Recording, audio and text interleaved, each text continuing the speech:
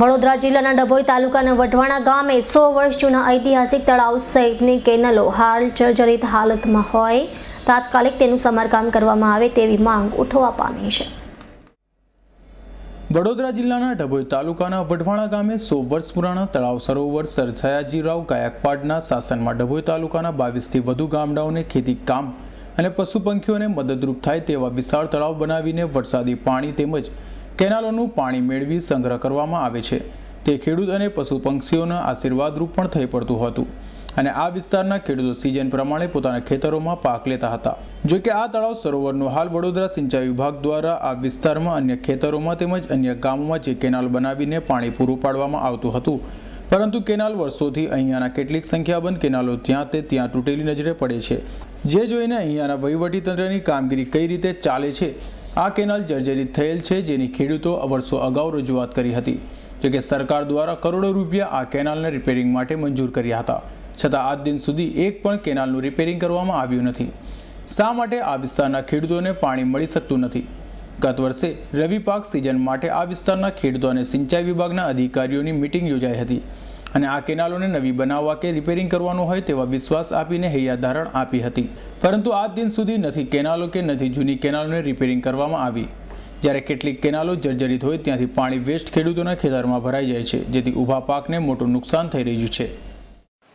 વઢવાણા સિંચાઈ તળાવ ઉપર આજે કેટલાય ખેડૂતો નભે છે, જે એની આજીવિકા છે અને એક આશીર્વાદ સમાનરૂપ છે। સયાજીરાવ સરકારે જે કર્યું છે બહુ સારામાં સારું, પરંતુ અત્યારે સરકાર હેઠળ જે સિંચાઈ તળાવ છે તેના પર પાણી તો મળે જ છે, પરંતુ જે એટલું બધું વધારે પડતી તૂટી ફૂટી જેલી કેનાલોના કારણે એટલું બધું પાણી સીપેજ થાય છે કે ઊભા પાકમાં પણ પાણી ઘૂસી જાય છે।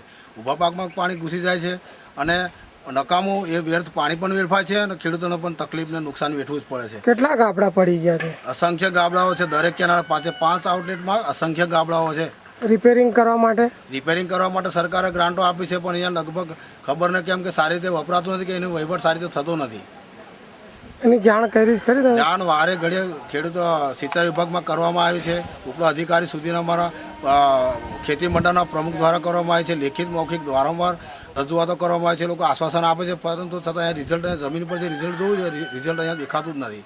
ઉપરથી 7.5 કરોડ રૂપિયા મંજૂર થઈને આવેલા, તેમ છતાં પણ કોઈ જાતનું કામ રિપેરિંગ થયું જ નથી અને એક વર્ષ તો ખેડૂતોએ રવિ સિઝન છોડી દઈ અને નવી કેનાલો બનાવવા માટે એક વર્ષ આખું ઉત્પાદન છોડી દઈને સહકાર આપેલો, તેમ છતાં પણ બિલકુલ કામ થયેલ નથી।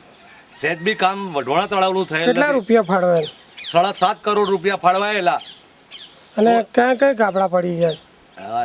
દરેક કેનાલો 1 થી 5 કેનાલ પર દરેક કેનાલો ઉપર ગાબડા છે।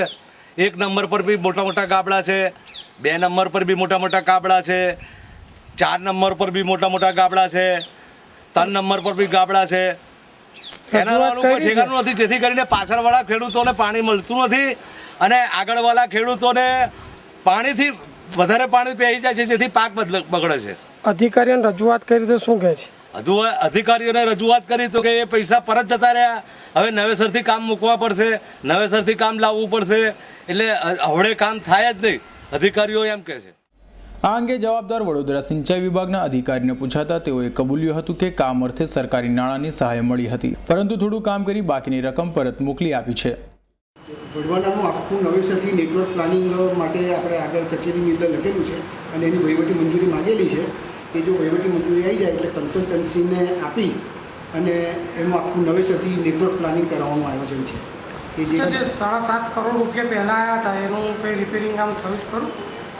એ રિપેરિંગ કામની અંદર કોન્ટ્રાક્ટરના માટીકામના એક્સેસ ઘણા બધા થતા હતા, એટલા માટે એને જે તે સમયે જે થોડું ઘણું 10-12 લાખનું કામ કર્યું એટલું કામ કર્યા પછી એને ટેન્ડરમાંથી છૂટો કરી દીધો છે। એ 5.5 કરોડ કે 7.5 કરોડ જે આવે અને બાકીની તે વખતની જે બધી વહીવટી મંજૂરી મળેલી હોય તે બીજા વર્ષે બધી કેન્સલ થાય। એટલે પણ આમાં તો ભોગ તો ખાલી ખેડૂતોને જ બનવું પડે ને સાહેબ? હા, એ લોકોને રવિ સિઝન માટે નહોતું આપ્યું, પણ પછી મારી બદલી થઈને હું અહીં આવ્યો તો મેં એમને બીજી વર્ષે ઉનાળાની અંદર પ્લાનિંગ હતું ને તો બી એમને ઉનાળામાં પાક કેટલા ટાઈમથી આ સમસ્યા છે સાહેબ?